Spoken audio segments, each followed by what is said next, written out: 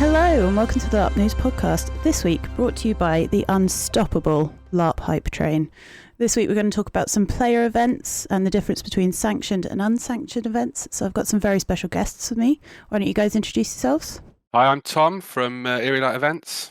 Hi, I'm Caitlin from Eerielight Events. And I'm Phil from Eerielight Events. I thought I'd get you guys all together and sort of talk about player events and what you guys run as sanctioned player events and what those are, and talk us through the process of creating your own player events and sort of things like plot and the effect that that has on the game itself at the Anvil events. And then I want to concentrate on how you guys organise your own events and how you run them with your next Eerielight event coming up the first weekend of June, so the 31st of May to the 2nd of June. Why don't you guys start, Caitlin, we'll come to you first, talking about what you did to start your LARP journey and how you came to work and do Eerielight events. Okay, well, Eerielight Events started probably a bit differently to basically any other LARP company because it started from COVID. In fact, I should go back to start where I started LARPing. So obviously Tom and I are together. So Tom started LARPing in the beginning of 2019. He discovered it just after Empire's E4 of 2018 and had all of the long dark to kind of obsess over it and get ready. Yeah, 6 months of waiting. Yep. So he went to E1, had a great time. I wasn't particularly bothered until E4 of that year, where I decided I'd go along and see what it was like, and had a great time. And then obviously COVID hit in 2020, so I'd only been to one event at that point. And yeah, 2020 happened, 2021 happened. At that point, we were kind of starting to hope that Empire would start running again. So when E3 happened, or when E3 was supposed to happen, we were really hopeful that it would go ahead, but unfortunately it didn't, and it was relatively last minute that it was cancelled. So we got together and we just decided, you know what, let's get a few friends together, go in a field, do some camping, have a laugh on the weekend of E3, because we didn't have anything on. We were all hoping that Empire would happen. So that's what we did. We found a field, we got some friends together, and I think Phil came along and said, have you got any plot written? Can I write some? And it kind of evolved from there. So our first event was technically this little event in a field. It was supposed to just be friends camping, having a laugh, and then it just evolved slowly into a full-blown sort of event with plot and everything. Yeah. That's how we met Phil. We'd never met Phil before then. We actually met him at our first event. Yeah. Really? There is That's always the way, isn't it? Go on then, Phil. Tell us how it goes. I've been on the podcast before. I think it was before COVID. And so I know Dave and Ian reasonably well. Yeah. And we were sort of like talking sort of over the COVID restrictions and hoping against hope that stuff was going to get released so that people could meet in fields and whatnot again. And I said, and I said to Dave, I said, well, I think player events might go ahead. So if you hear of any, let me know. And if I hear of some, I'll let you know as well. And then I think it was a couple of weeks after we'd had that conversation, Dave said, hey, there's this event in Wales. Do you want to come? And I said, yeah, sure, put me down. And then sort of spoke to Ian about what would be involved. And it was kind of like, because I'm a thump monkey at Empire, it's kind of like the thought of me sitting around a fire and doing nothing for a weekend was kind of like, meh, I like LARP, but I don't like it that much. So we came up with a plan to write a little bit of plot. And that's where it started. I think that's one of my favourite things about LARPs is the fact that you sort of rock up and you come and talk to people, and then before you know it, you're an integral part of that entire organisation. Absolutely, it's absolutely mental. So is that what you do, Phil? Is that you're the self-designated plot monkey of the Eerielight events? I am, yes. I am. And Tom keeps telling me that he wants to get involved, but he never does. But I see all the good stuff Phil's putting out, and I think, why interfere and mix any of my nonsense into it? Don't break it if it doesn't need it. Yeah. So what do you do, Tom? Well, that's a good question.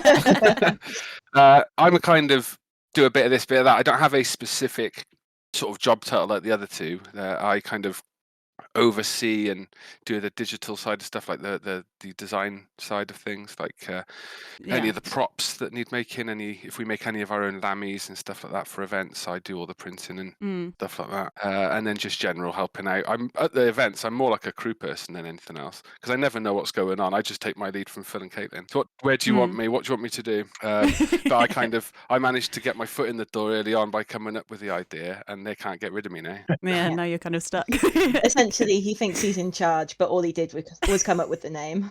Hey, that's 90% of a good business there. I think it works. Because the first thing I learnt about you guys was at LARPCon. Obviously, I'd heard about all of your events and things from Dave and Ian and pretty much anyone in Navarre, because they're such amazing events. The way that I interpret your style of events is sort of high threat, predominantly combat based, would you say? Yeah, that's fairly accurate. We try to make it as high threat as possible. We got to kind of temper it to a certain extent. Obviously, like you say, if there's non-coms or anything like that knocking around, then you've got to be careful about having certain things going on. But generally speaking, I think originally it was born out of the fact that when we put our first big event together, none of us who were running the event knew absolutely anything about magic, because none of us were magic users. And we knew that from the physics and the healers were going to get a lot of gain. But we hadn't really delved into, well, what is there for our friends in the conclave to get involved in.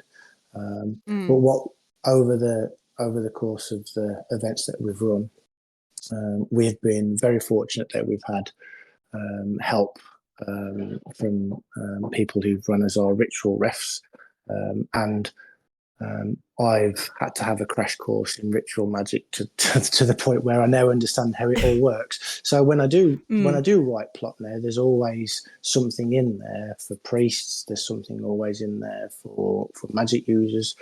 So we are very acutely aware that we have to run our events so there's plot for non-coms to do.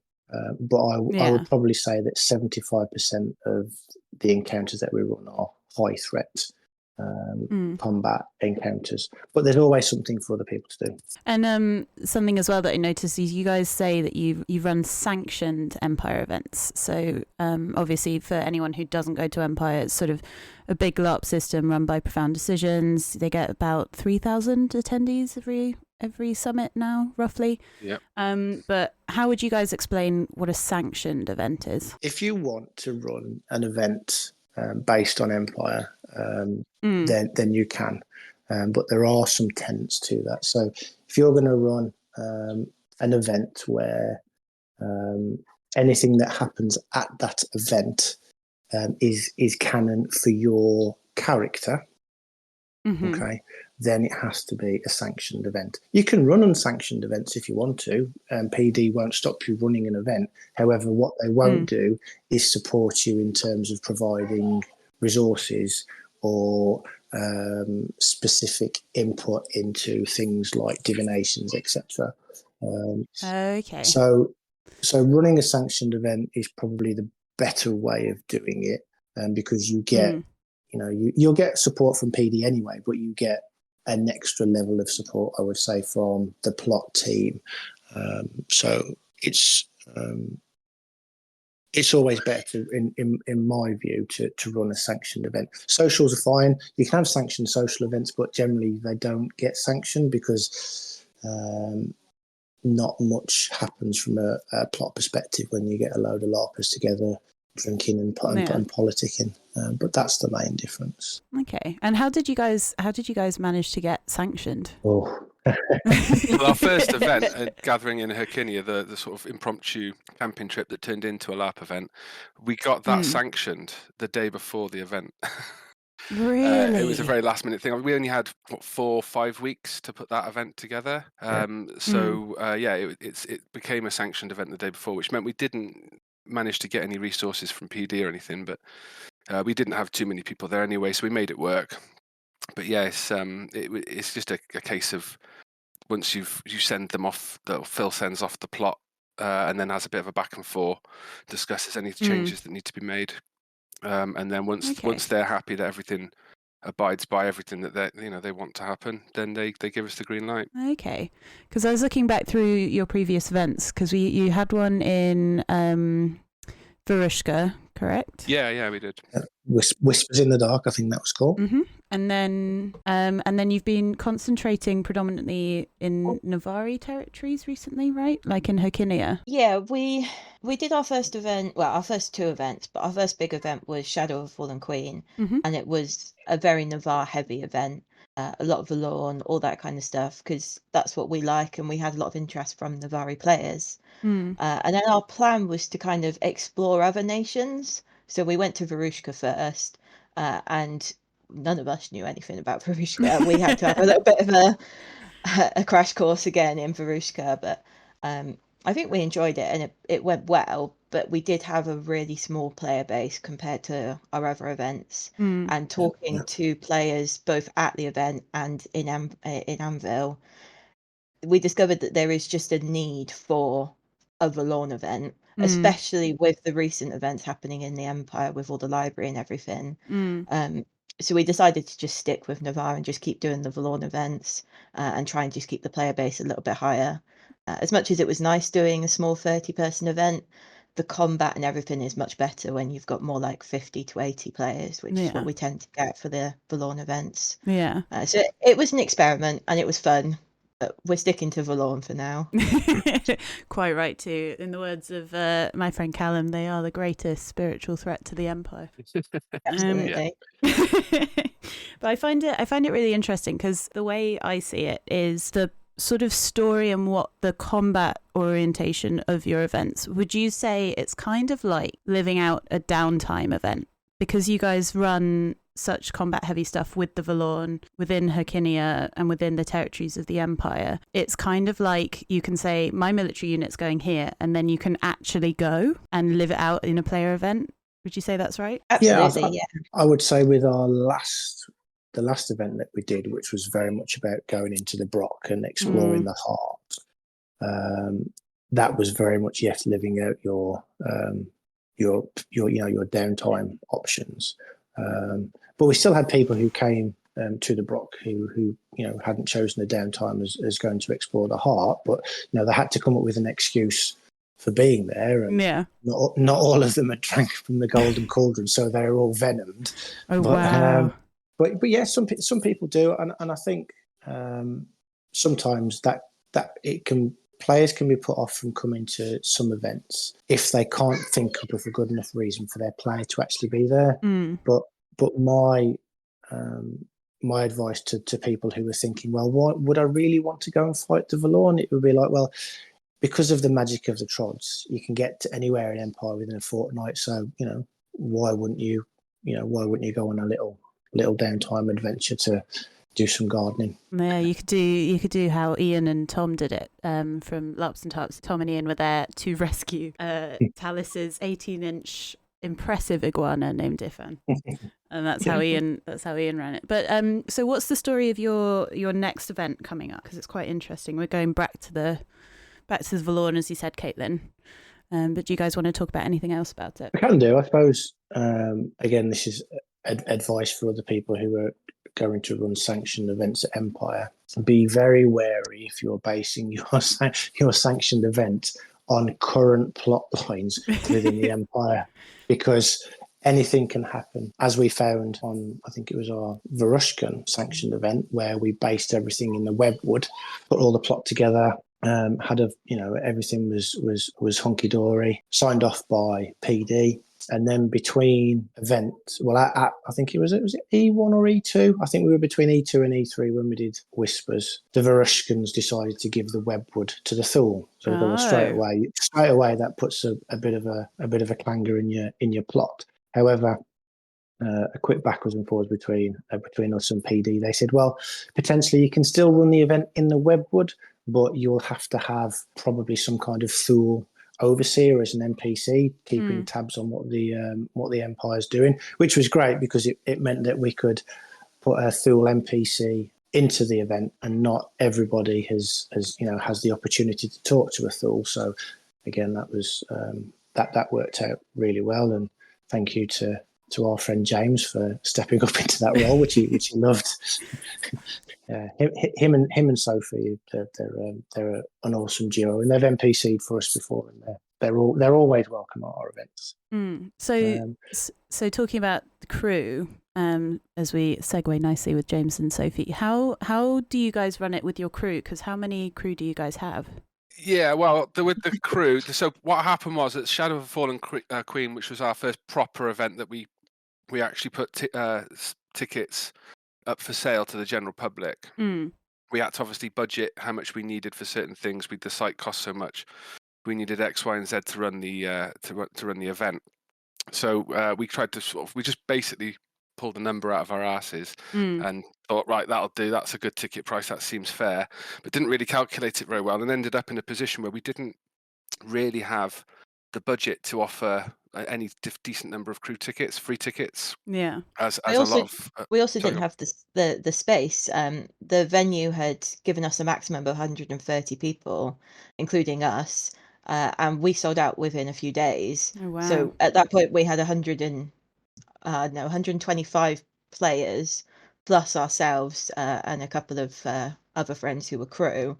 So we only had like 5 of us as proper crew, but we had 130 people, so we couldn't recruit any more crew because the site wouldn't allow it. Yeah, it was a bit of a, oh God, what do we do? This is a bit of an emergency. So yeah, we came up with the idea of essentially asking some of the players to just do short crew shifts, of just a couple of hours, 2 or 3 hours. Yeah. I wasn't at all happy with the idea initially because I thought that just doesn't seem right to sort of ask the players to sort of step out of the game to crew for us. But we kind of did it out of necessity, and then at the end of the event, and to a certain extent during the event as well, I was getting the feedback that the players were thoroughly enjoying having that opportunity just to crew for a couple of hours, especially given that they're very often playing like Forlorn Husks, or in many cases the big baddies. We had some of the bigger abominations and stuff, and they're fighting over who gets to get the big costumes and stuff. So it's an opportunity that they're not really granted so much at mainline events. Yeah. So the feedback was very much, no, we like this. We get to go to an event, play as our character for the vast majority of it, and then just step out for a few hours here and there. And some people sign up for all the cruise shifts because they want to do as much monstering as they can. Other people, it's certainly not mandatory. It's an optional thing that people can do if they choose to. Yeah. But most people choose to, and most people choose to do more than one because they enjoy it so much. So we kind of implemented it going forward then as a policy to stop us from having to increase our prices too much, because a lot of other LARPs of a similar size are charging more like £100, which I think is perfectly fair, especially when you've got a number of dedicated crew. Yeah. But if we can have people come in volunteering from the player base for just a couple of hours, we keep our ticket prices a bit lower than that. So that's the main reason. And it's a good way that sort of, if someone's unsure about crewing or anything, they can come to your event for a weekend and sort of try it out. See if you like getting dressed up in the monster costume, see if you like the variety and the sort of fast-paced bit of being crew. Yeah, because I mean, a mainline event, if you're doing monstering, you're either going to be an orc or you're going to be a Gara or some sort of human orc counterpart.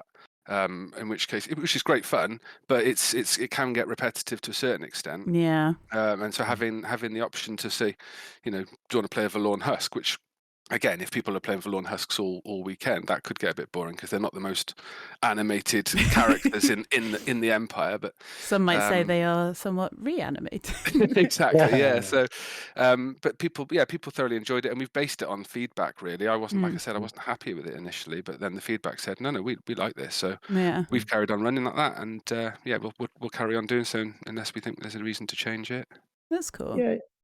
Yeah, it works really well, and we've we always said as well that we wanted to have the traditional Saturday and Sunday battles as well. So we still, numbers permitting, we always try and run 2 larger encounters on a Saturday and a Sunday morning as well. So we still do that, but we did learn, I think, from Shadow, and certainly where we've started to put more camp plot into our events. We have, had dedicated NPC crew. Sometimes it's been like in James and Sophie's roles, they played their NPC for a couple of hours a day to inject plot into the player base and take plot away, and then they would play as their own characters, and then around that we would have various other people who would come and do what I call sort of like a one-shot NPC encounter.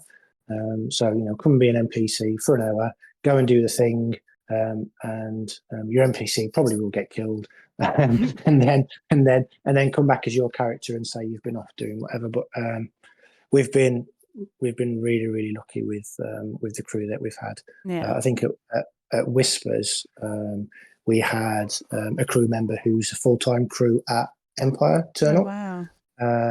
And I'd written no plot at all for that particular NPC, and she said, "I've got this idea."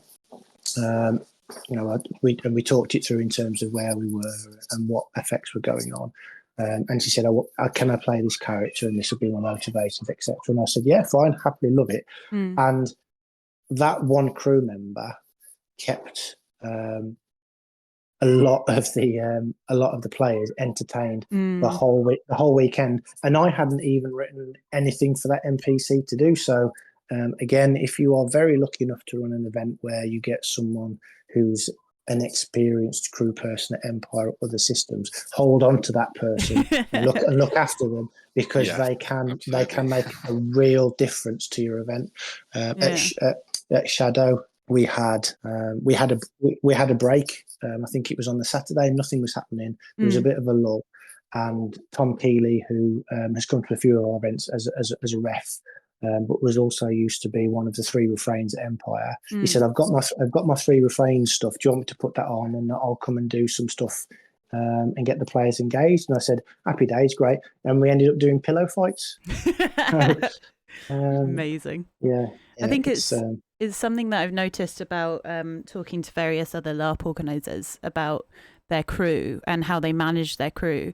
Having the trust and giving your crew base freedom with their own NPCs and their own characters actually encourages them to engage with the player base more, because it means that they have NPCs and characters that they care about, rather than them just trying to fit into a mold that you guys have made. I think that's quite good.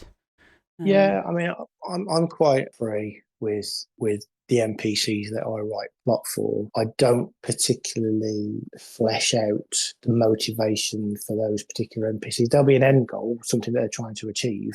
How they do that, what nation they want to be, whether or not they want to be lineaged or not, what class, etc. I completely leave that up to the crew member, because I want them to be able to be free to make decisions, and also be comfortable in the role that they're playing. So we talked about the sort of crew side of things. One of the most popular questions that I had when I told people I was going to talk about player events was, what do you guys do first? Do you find, and this might be a more Caitlin based for logistics side of things, do you find the site first?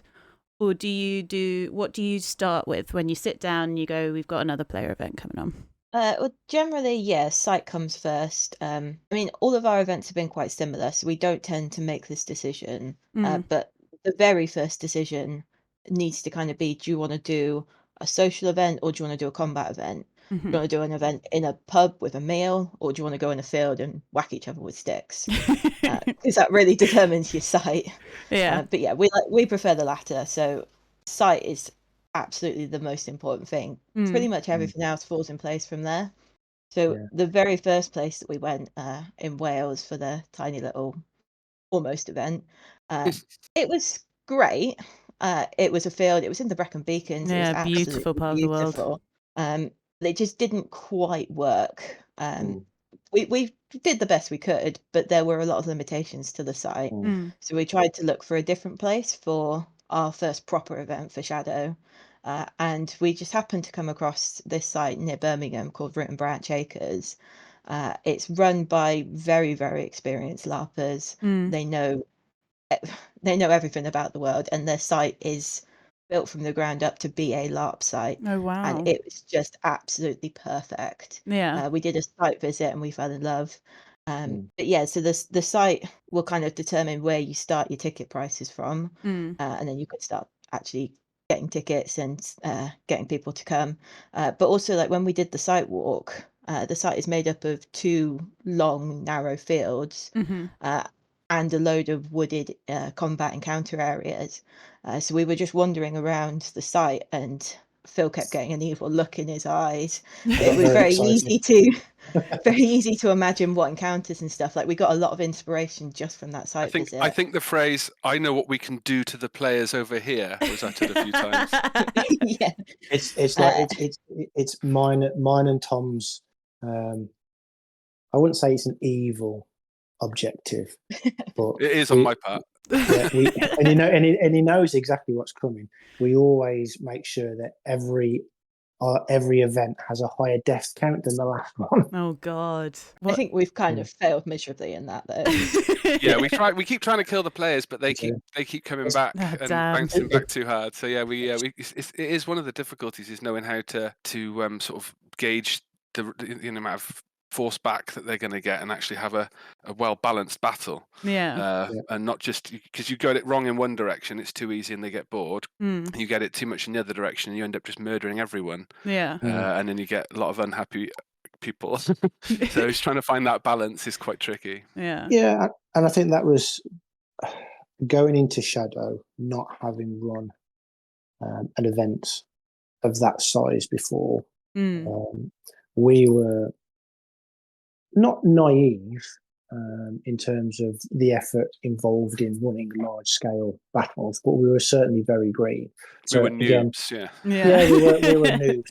So there was some stuff that we did at Shadow, and I'm forever grateful to those experienced refs and experienced players who came to that event, who sort of were able to quite quickly school me in terms of how the battles run, and we kind of like follow the same theme as the way that battles are run at Empire now. So you never see these people, but behind the scenes you've got someone who I think it's normally Tom Hancock who's running the entire battle.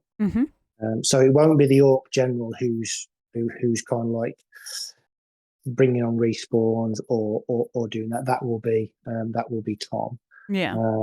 So you have to have sort of like people around you making sure that everyone's fighting safe, and you can to a certain extent use your respawns and your orcs to push the battles in various different directions away from dangerous places, which I thought was an interesting idea, which we do now.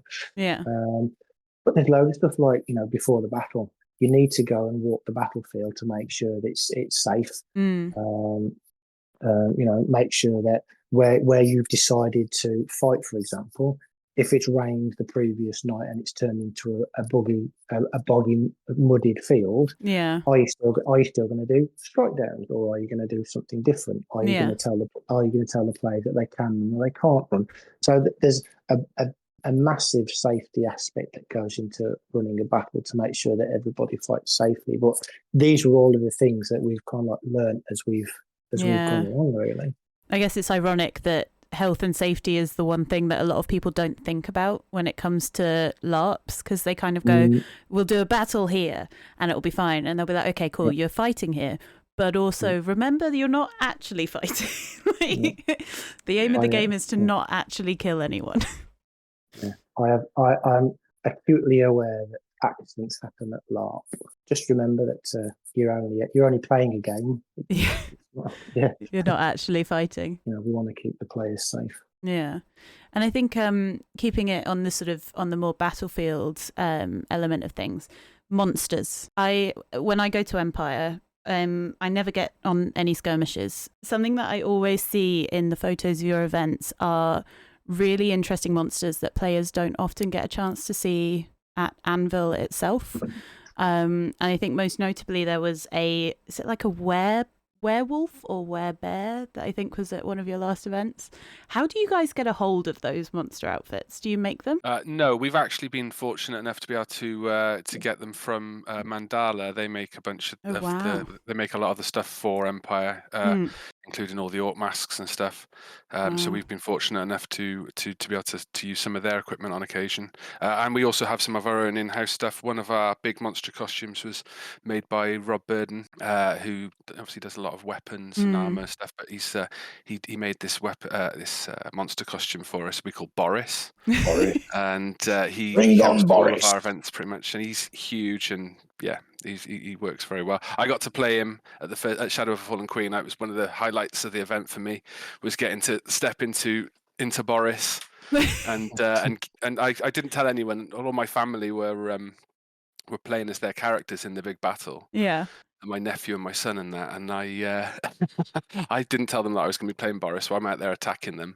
Wow. And then when I was speaking to them afterwards, they were like, "Oh yeah, that was really good fun." And I was like, "Oh yeah, I enjoyed whacking you." They're like, "Was it you?" So yeah, it was a great one. That was. It adds another depth to your event, doesn't it? It's sort of like you're going to be fighting orcs like you do at Anvil, but there's also going to be so many different layers of monsters and different things that you have to adjust your tactics to.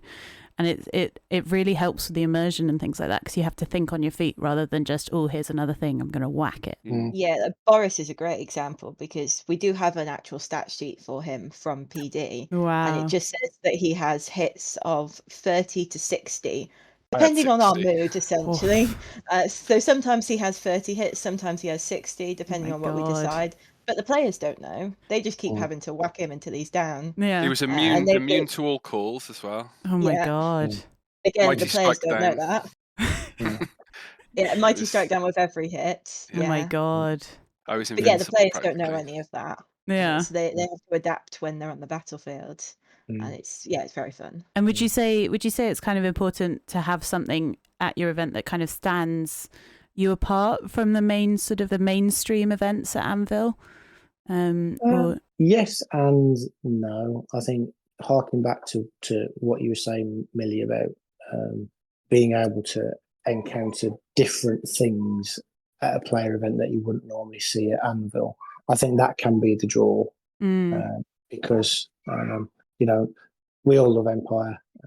We're all happy that it's going from strength to strength, but the chances of getting on skirmishes to go and fight a particular thing are, the chances of you just rocking up at the Sentinel Gate and hoping that you're going to get in are, they're dwindling. Whereas if you come to a sanctioned event, especially a combat one, you are guaranteed, to get on that encounter. You are guaranteed to get some fighting. So what we try and do at our events is give players the experience of sort of being able to pretty much fight anything that could exist in the Empire setting. So we've had bandits, we've had Druze, we've had Jotun, we've had soldiers.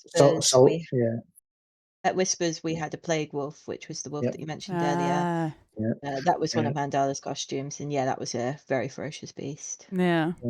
So there's, I think the next thing for us is probably to look at some of the other monsters that exist in the Empire that potentially not everybody gets to see when they go through the Sentinel Gate, which for us will be again a good draw. That's quite exciting. And your events tend to be over a weekend, don't they? They're sort of like 3-day events, aren't they? We try to copy pretty much the model of an Empire event, including the optional Thursday night camping. So we have the optional Thursday night OC socializing, and then we usually try and kick off at 6 o'clock. Almost inevitably, we end up at 7 o'clock timing in for one reason or another. The last couple of events we've had some fairly extreme weather conditions, from heat waves to swamps. Oh wow. So yeah, we've had to contend with that, but all of the timings generally over the course of the weekend are pretty much the same as what you'd expect at Empire. The main difference is normally Sunday afternoon. Our site wants everyone off by 4 o'clock. Mm. So having time out at your normal 3 o'clock doesn't really work with that. No. So we tend to do about a soft timeout from about midday. But other than that, the timings are very, very similar. And in terms of sort of like skirmishes and battles, you said you do the 2 bigger ones, but then how many sort of smaller skirmishes do you have throughout the weekend, and how do you manage those? Lots. Lots. So pretty much it's every 20 minutes. Oh, wow. Every 20 minutes there's an opportunity for you to go out and whack something.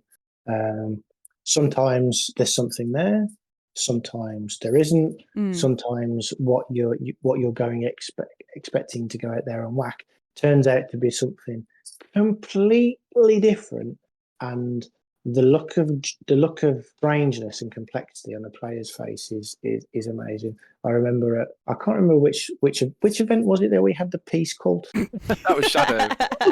was it Shadow? So every encounter we were running, going out there, fight for lawn, fight for lawn, fight for lawn, fight for lawn, fight for lawn. Next encounter was going out, and it was kind of like, well, let's do something different. So you get all these, big heroes in their armor and their massive weapons, and they're ready up to kill some Valorn. And they ended up encountering a sermon for a priest. Oh, wow. His followers, and they were like beckon the players in to come and listen to it. And then after a while, it kind of like the players could that this guy is preaching like a false virtue. And then all of a sudden, it's sort of like all of the followers pull out their hidden daggers and start attacking the players. And wow. But the look of the person who was leading that skirmish was kind of like, yeah, I've probably spent like 3 hours prepping myself up to lead these people out to fight some Valorn, and I've got some hippies. So we always throw curveballs in, but it's relentless. Yeah. It is relentless. And how do you manage that? Like, that just sounds insane. I think we started the last event, and it's something that we're also doing this event, is that we were just finding that we were so burnt out, us as the organisers, and also the other Tom who runs all our skirmishes for us. We were just so burnt out by these back-to-back skirmishes with no break that we've essentially scheduled in meal breaks, lunch and dinner. There's an hour where nothing happens, no combat happens, so that we can have a break, the players can get a break. Yeah. But other than that, it's typically battle, lunch, 20-minute skirmishes back to back, tea, 20-minute skirmishes back to back, until it's too dark to continue. Yeah. Wow. And then ladle on top of that stuff that's happening in camp.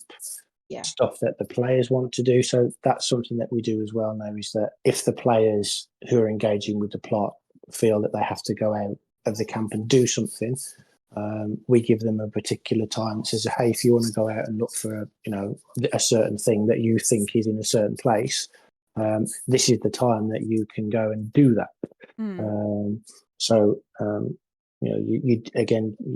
You don't get that at Anvil or at a main line, because you've got to be at the Sentinel Gate at 6:30 to do the thing. Yeah, and quite often they go off a bit earlier or later, and you miss it anyway, right? Yeah, can happen. Yeah. But we try and keep it sort of something happening all the time. Yeah. We've done camp attacks, and the first time we did that was amazing, because again, you go through the Sentinel Gate and you do all your fighting. You come back through the Sentinel Gate, nothing follows you. Yeah. You come to our sanctioned event. There is no magical gate that protects you. Wow. So you're just constantly under threat. That's it, yeah. That thing will We've had people keeping guard at the entrances and stuff before until quite late, and making sure that there's nothing going to come into the camp. Oh, that's so exciting. It puts people on edge, but of course non-coms can feel somewhat at ease knowing that there are places that they can go that are essentially out of bounds areas for monsters, because it's just too dangerous to fight in tents and under marquees and anywhere near guy ropes or anything like that. It's just not an area where a monster is going to go, and the monsters are not going to attack people who are not actively engaging them in some form of combat. So if you're a non-com and you want to opt out of fighting, you can just retreat back to a sort of safe area, and then you've got the benefit. Then you can watch. Again, you can't do that at Anvil. If you're a non-com, you don't really get. If maybe back in the olden days when you used to be able to water carry, but nowadays if you're going out on the battlefield, you're probably going out to fight. In which case you don't get to just sort of watch and see what's going on as a non-com, so it can be quite good for that. It's really good for your sort of immersion levels as well, isn't it? Because you sort of it's more realistic in the fact that you, like you said, in Anvil, you only go and fight when you go through that sentinel gate. Whereas if it's in the back of your mind all the time that you're constantly under threat, it'll really sort of heighten your experience of the event, which is really good. I think that's the main difference between sort of high peril and high threat and high combat is there's always that big threat level there. Even if nothing's happening, even if we're on our 1 hour sort of lunch break, there's still a background in character. There's still a background threat level. Things could go wrong at any moment, and very often do. OC and IC.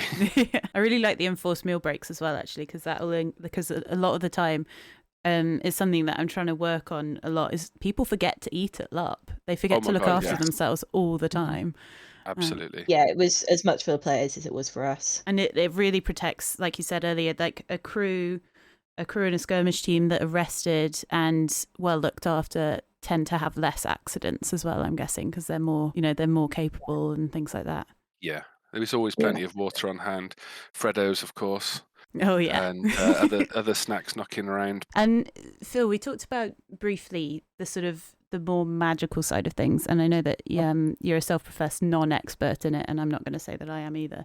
At a sanctioned event, is it possible for your players to do sort of rituals that can affect their game at Anvil yet? So one of the biggest tenets that PD will tell you is that you cannot curse players. You cannot curse territories. You can't cast any rituals which affect the wider world. You are, even if, the Archmage of Day rocks up with all of their paraphernalia, we happen to have a strong day regio, and, they can, solo mag 50 rituals. We tell the players at the very beginning during the player brief, don't even waste your mana because it's not going to happen. So from a ritual perspective, you can do all of the things that you can normally do at Anvil apart from the big rituals. So things like all of your divinations, all of your weapon bondings,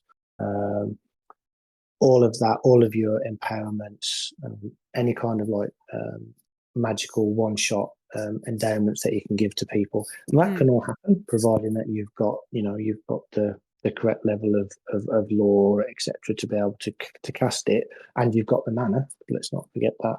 Then yes, you can. But anything massive, no. Okay. PD just draw a red line straight through it and say no, it's not going to happen. I guess that's a really good thing as well, because it doesn't mean that. So, for example, if a player can't go to your event, it doesn't mean that they're then going to miss out, and then also on any kind of wider plot things, because it's just not going to happen. I think PD are very keen to make sure that all of the plot that you write is wrapped up in that weekend. I mean, things can go out and affect Anvil and affect and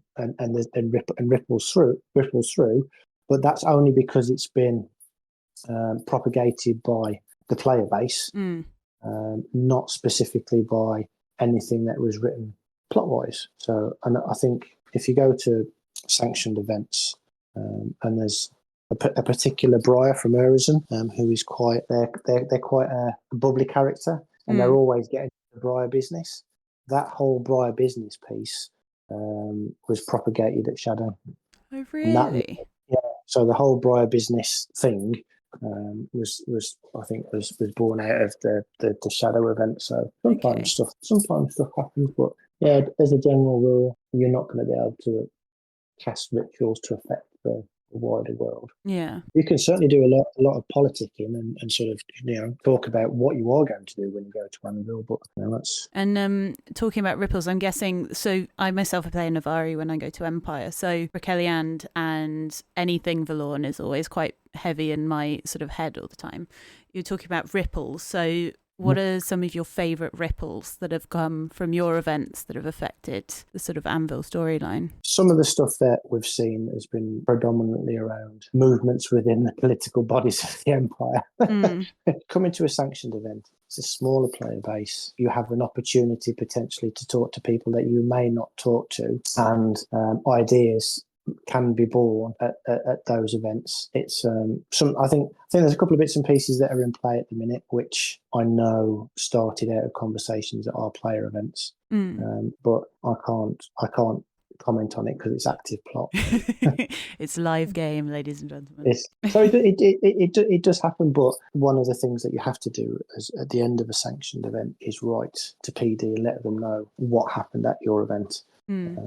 Just in case they get some queries at God about a specific thing or a specific thing that the players try to do. I know when we ran Shadow, I think there is still a big conversation happening within the Empire about, do husks have souls? And what would happen if, you managed to pin a husk down to be able to cast insight on it? What would the results be? And so when we ran, when we submitted the plot to PD, they came back and said, some of your players are going to want to try and do this, because at the time PD hadn't decided what the results would be.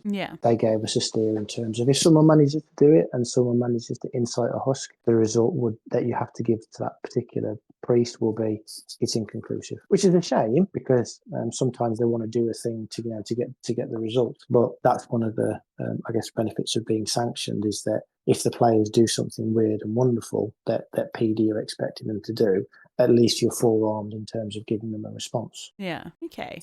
And what about you, Tom and Caitlin? Have you guys got any fun ripples? I think, the only sort of, I don't think I'd call it a ripple really, but I played a bite dealer at one of the events, and so we had quite a bit of bite floating around at the event, and a lot of people went home with that. So kind of the next summit, there was probably a bit of an influx of bite on the streets, as it were. So we might have had a small impact on the drug scene in Anvil potentially, but not a very big one really. But no, nothing other than that really. Yeah, I think my most enjoyable bits were from Echoes of the Ancients, which was the event that we ran last year during the downtime option to go and explore the heart. And it was coming back to Anvil, E1 and E2 kind of time, and everyone's in character gushing about what they saw at the heart. And quite a lot of them did go to our events. They weren't just talking about what their character did during downtime, the information that they've been given from PD. They were also talking about specific things that happened at our event. And that was just really nice to see people talking about what happened at our event in Anvil. It just kind of ties everything together really nicely. And that was, just really nice to hear. I was going to say, that's a perfect example of writing a plot and creating an event that plays directly into something that's happening at Empire. Yeah, for the players, it's no longer in their imagination. It's something that they actually did.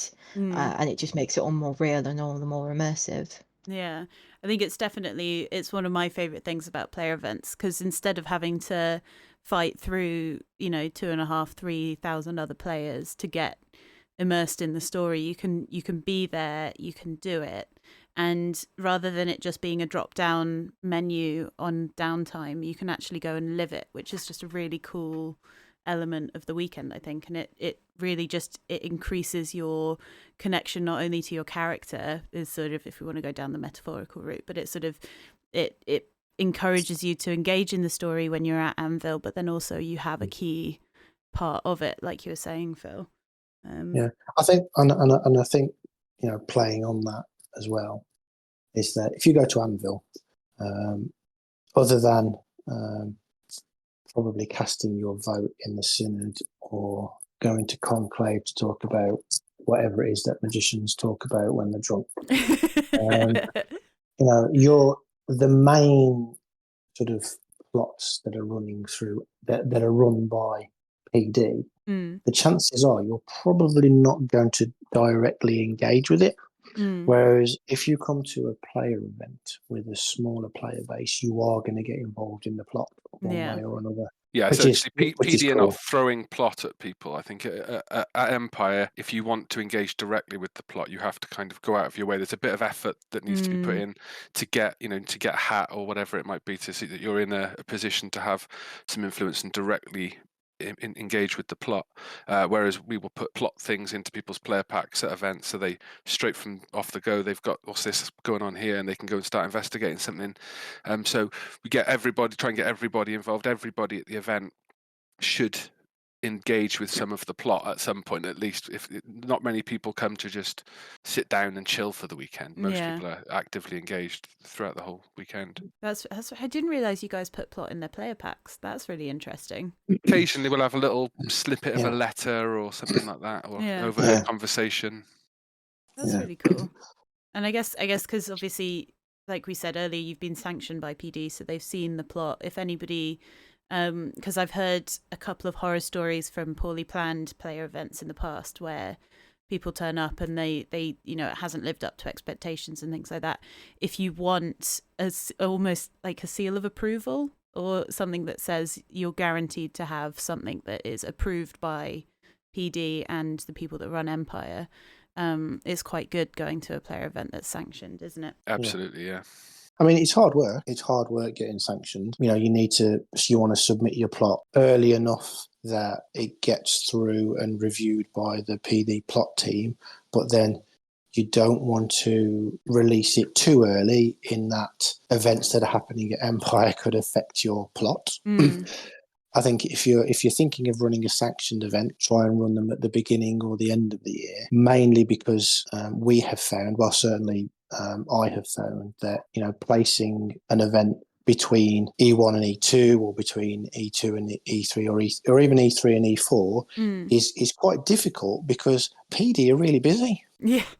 So you're expecting them to review your plot, let you know what will and what will work and what won't work, or what will work with a bit of tweaking, and then you do the backwards and the forwards, and then you've got to sort of submit your resource requirements, and you've got to justify why you need 50 million elixir vitae, and then they've got to get that packaged up, any ribbons that you've got printed out and sent to you. So it can be tough and quite nerve-wracking in terms of, if you're waiting for stuff to be delivered. I think, can't remember if it was the last event or the one before, we got the resources, I think, the morning of the event, or the morning that we were leaving for the event, because we'd had, I can't remember what the issue was now, but we'd had a couple of issues, and it was very nerve-wracking. God, that must have been terrifying. We had contingencies, but it was...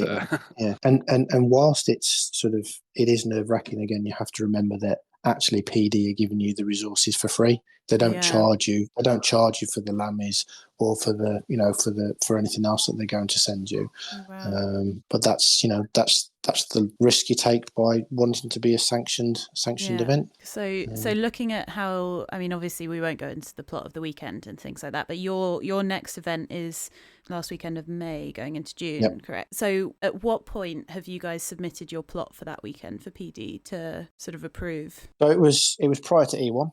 Oh, really? That we submitted the plot, and then what I've actually found that rather than sort of playing email tennis between me and PD now, which kind of like we just get on a call and talk it through, and I'm not overly precious about any of the particular plot that I've written. If PD turn around and say that won't work, I don't argue with them. I'll just say, okay, fine. I'll find. I've got some space in the timeline now. I'll just fill it with something else. And a lot of the time, the reason that they give for why it won't work are sort of illogical and common sense. So, in one of the plot lines that we had for this event that we're going to run was about a mysterious disease, which I thought was fine. But then they pointed out, you might have players that are coming to play who, for whatever, have had issues with long COVID or with COVID or lost family. So anything around mysterious diseases that are infectious and you need to cure, probably stay away from. Yeah, it could be a little bit triggering, right? And then so if you've got any plot that's going to trigger people, then it's probably a good idea to review it and not include it. Yeah. But yeah, 6 weeks ago. And then, to be fair, I was actually happy that there was only 2 or 3 things that PD came back with in terms of you probably need to change this or this won't work or this particular prop is not suitable for an Empire setting or, yes, you can run this this encounter or this plot line, but be aware that you need to consider X, Y, and Z.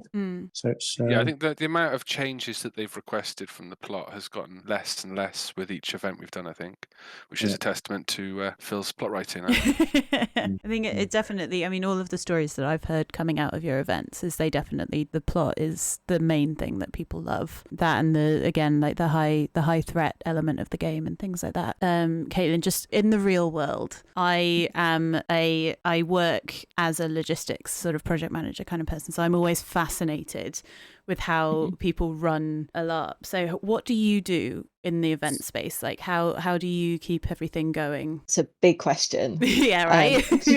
Yeah, I mean, I basically handle everything to do with the event apart from what happens during time in. Phil does all the IC stuff, I do all the OC stuff. So yeah, it starts with finding the site, booking the site, then getting tickets live, processing the data. So we always get people to fill in the character information form so that we know what they're interested in, what resource they have, what nation they're from, and then I can start to use that data. So for example, at the moment we're trying to plan how our battles are going to run at this event, because normally we have a fair contingent from each nation, but this event we seem to be overwhelmingly Navarre. So if we were to do our battles with Navarre against everybody else, Navarre would still outnumber everybody else 4-1. Oh no. So I'm just trying to plan through how we're actually going to split that up and make that even. And that's based on what the players have told us in their forms. Shout out to other nations, there's still time to buy a ticket. Oh yeah. All nations welcome. Yeah.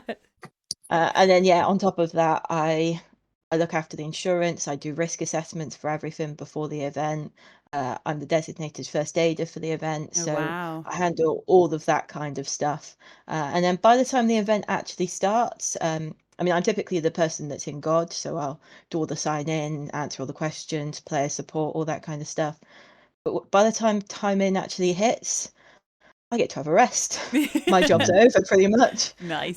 If anyone emails She's being us, modest. That's not true at all. As soon as she's finished that, she cracks straight on with reffing and all sorts of other things. Yeah, typically do reffing, and I always have to be around as the first aider. But yeah, before the event, if anyone emails us or if anyone books a ticket, it'll be me that responds, all that kind of stuff. So yeah, basically everything to do with the event before it starts, I handle. Wow. So it's a big job. There's a lot going on, but this is the 5th event and it's starting to actually kind of make sense now. Yeah. The first event we went from having the first big event, Shadow, we went from having the idea of let's do a sanctioned event to time in of the Friday was 4 weeks, maybe just less than. So there was no time to panic. It was just, we have to do these certain things and we can panic after the event kind of thing. And then from there it spiraled. So for this event, it's our first one using our own website. So I created the website, I'd look after that, and it's been a bit of a challenge, but it's been a good fun. It's a good way hopefully to we're doing everything right. Yeah, it's a really good way. I've found that through LARPing and things like that, you develop so many more OC skills, like sort of time management, all of the managing of people, and you're like everything else. It's important to add that we are still relatively fresh to it ourselves. So as much as we might want to give out advice, but we're still very much learning the ropes ourselves. So I wouldn't say we're experts just yet, but we're getting there. Yeah. As I said earlier, I'd only been to one event before COVID hit. So when we ran our first big event, I'd still only been to one Anvil event. Yeah. So I was a complete that was her new first player. LARP as well. That was your Wow. LARP no event other you ever LARPs. attended. That's amazing. Yes. I think Shadow. It was certainly the biggest event that we we ran. I think it was the most complex event that we ran from a plot perspective. And, we found it a challenge as well because there were so many players, there was a lot of player-led plot that bubbled to the surface, which, I particularly found as a challenge, because it was kind of like, oh, we want to go and do this thing, or we want to go investigate this, or we want to do X, Y, and Z. And it was kind of like, it started to get super, super stressful. That's why in all our events now, we try and, one, make sure that we've got some plot that will keep everybody entertained, so they don't try and do their own thing, and that we've always got time in the event that if people want to go off and go on a wander or an adventure, they can do that. And often sometimes a ref goes with them, and probably if you're going off into the woods with a ref, something is probably going to happen. Whereas people can turn up to God and say, we want to go and we want to go and explore the forest. Can we go? And it'd be like, yeah, we're not running an encounter. You want to go out there, then that's fine. And in terms of, I'm not going to say AWOL, but if players do kind of try and find their own story, how adaptive are you guys with plot over that weekend? Because it's something that I've noticed with like the smaller scale events. You kind of have to think more on your feet in terms of plot. Do you have that kind of element where? I think what I've deliberately done is always have a time in the day where if a player comes to God and says, I want to go and do this thing, then we'll say, come back in 5 minutes. And in that 5 minutes, we'll probably have a quick powwow between a few of us to decide, can they do this thing? Can we support them? What have we got around us that can facilitate that request? And if we can, and the person comes back, we'll say, right, come back at 6 o'clock. Ref will be waiting for you by the gate. Go and do your thing. Okay, that's really cool. And we'll do that. And because I think one of the things that we always decided that we wanted to do was run events where we would be jealous of the players. So that was, that's certainly something we've always spoke about. We want to run an event that we would want to play in. Yeah. So we play as ourselves. We play our characters at Empire and other LARP systems. So we kind of like understand what people want, and we will try and facilitate it. And we'll be honest with the players as well that if we can't do a thing, we'll say, terribly sorry, we can't facilitate that request. Is there anything else that you got an idea that you might want to do?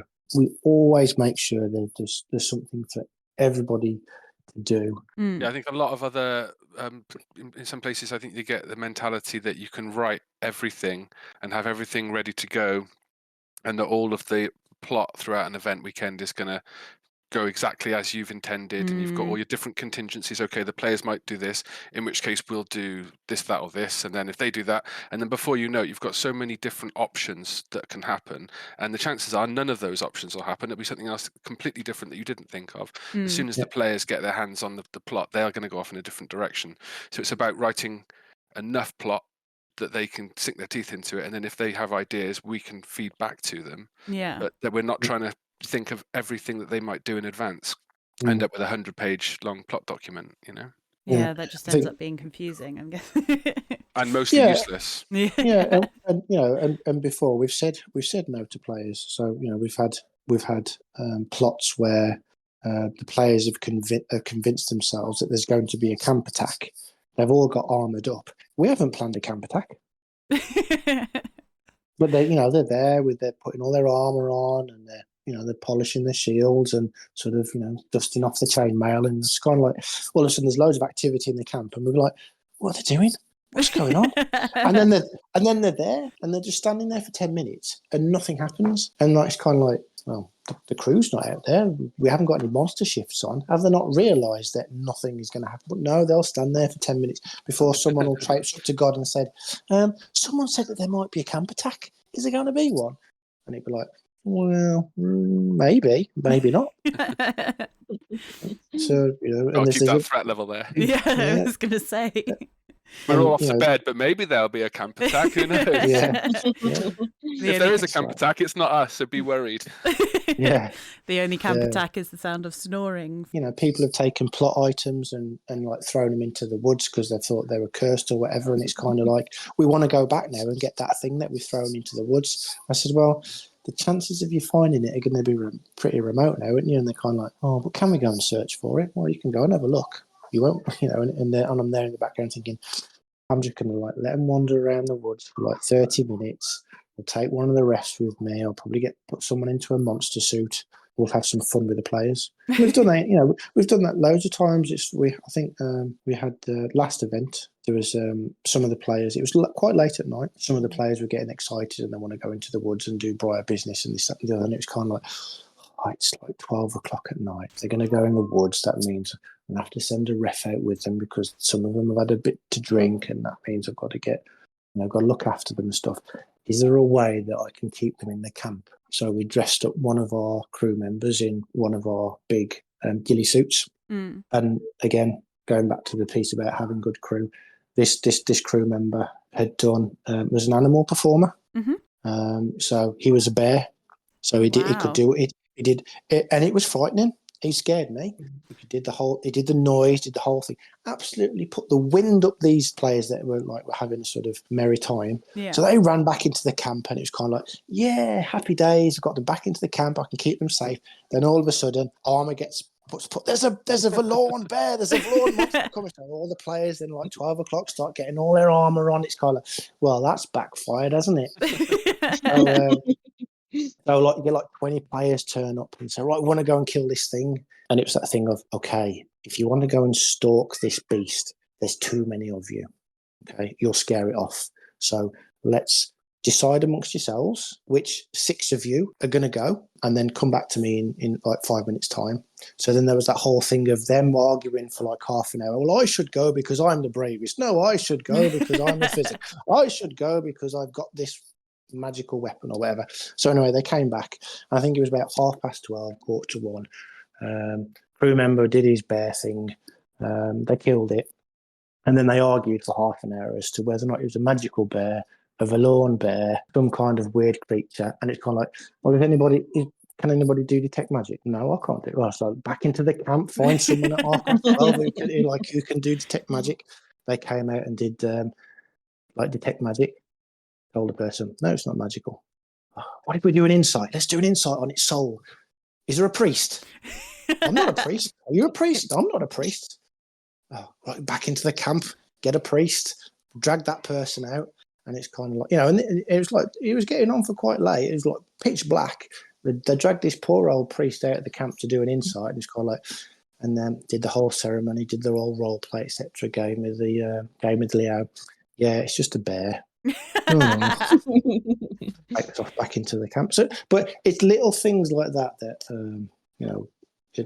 we can do that you probably wouldn't get at the main line. Yeah, I think that's definitely the thing that I've learned the most from just talking to you guys is the fact that you get firstly smaller player base, so you get more chance to interact with all of the skirmishers. I mean, just given the fact that after the main battle there's one every 20 minutes. So you get more chance to engage in the battles. You get more chance to have any kind of story get thrown at you. Whether or not you want to engage in it is your own choice. But it just seems like it's just such a smaller and more interactive event, and that's part of the reason why I love player events as much as I do. Like, even in terms of the social ones, we went to an event at the start of the year in, I think it was February, with the Reapers, and it was a sort of a leaguish ball, and it's just an excuse to dress up, and a purely social event is still as fun as some of the high combat events, because you get to role play, you get to play around with your friends and catch up after the long dark, and it's just so much fun to have that smaller environment in order to sort of grow your character, which I think is just really special. And I think to close out, which I hate asking this question, especially when I'm asked for it in an interview, if there was one piece of advice that you guys would give to anybody trying to do a player event, sanctioned or not, or social or combat, what would it be? 2 pieces of advice.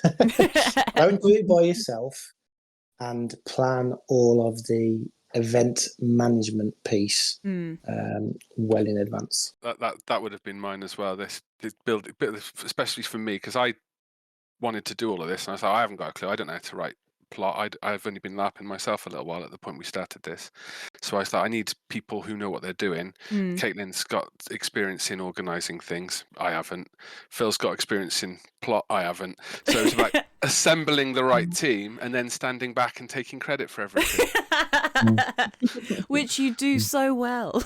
I know. He's the best car park attendant we've got. True, absolutely. That's amazing. And Caitlin, what would you think? Because obviously we hadn't had a chance to talk about the more OC logistics, but just given the small, I mean, it took you seconds to say it, but that list of things that you have to do before an event, it is. I've done risk assessments. I've done liability insurance before. It is a nightmare to do. So credit to you for doing it all. Thank you. What bit of advice would you give to someone trying to start out? I would just say to take the lead from the players. The players know what they want. It's all well and good organising an event based on what you want, but take the lead from the players because they're the ones giving you the money to actually do this. So during the events, be reactive to the players, and afterwards take their feedback and actually use it. Like, for example, we were discussing our cruise shifts earlier. We were convinced after Shadow that was the end of the cruise shifts. We were never going to see them again. It was a one event thing, but the feedback was just so amazingly positive for that we've kept it in, and it's been one of the highlights of a lot of people's events. They quite often mention it in their hots and nots, which is just great. But yeah, it's always put the players first, I would say, and just be reactive and aware of what they want. Amazing.